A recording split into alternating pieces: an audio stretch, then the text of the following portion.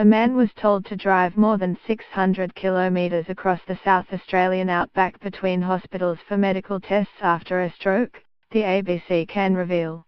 Trevor Gotte, 63, went to Coober Hospital a few days after his symptoms in late February last year and said a locum doctor at the community health centre told him he would need tests and scans at Whyalla Hospital, about 610 kilometers away. He said the doctor raised the option of calling the Royal Flying Doctor Service for a transfer, but Mr. Gotte and his partner were ultimately asked to make the trip in their own car. The doctor suspected a stroke and there was mention of getting the flying doctor, and I don't know what went on, but for some reason he mentioned driving, so we left Coober and drove, he said. I got the feeling that there was just a lack of familiarity with the health system, or something. Mr. Gotte said he and his partner, Cheryl Walker, took 6 hours to make the trip south by road. On the way down Cheryl was getting very fatigued, so I tried to give her a rest by driving, he said. I drove the stretch between Guldombo and Pimba and, with one arm working, I managed to get us into Pimba. I was extremely angry because I shouldn't have been put in that situation. South Australian Health Minister Peter Malioskis said the state had a world-class public health system, but he promised to look into Mr. Gotte's case. Patient safety is my number one priority, he said. Mr. Gotte said an overnight stop was needed at Port Augusta and he got to Whyalla the next day, then waited 2 days for an MRI test because there was no technician available sooner.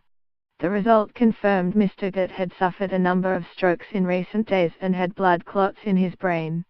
He was admitted to the Royal Adelaide Hospital Stroke Unit 5 days after first presenting at Coober Hospital. Ms. Walker said a doctor there questioned the time taken. When we got to the unit, the doctor said, "Are these dates right? This happened like 5 or 6 days ago." His partner said. She said they explained their trip from the outback. The doctors explained that there's a 72-hour window. If you're having a stroke, they can give you an injection to make sure the clot doesn't go to your brain, Ms. Walker said. We missed that window completely. Mr. Gotte said he considered himself lucky that he ended up with 2 small calcified nodules in his brain and numbness in 2 fingers. Earlier this week, the ABC revealed South Australia Health ignored warnings from one of its senior bureaucrats last year that someone could be seriously injured or killed under its regional patient transfer policy.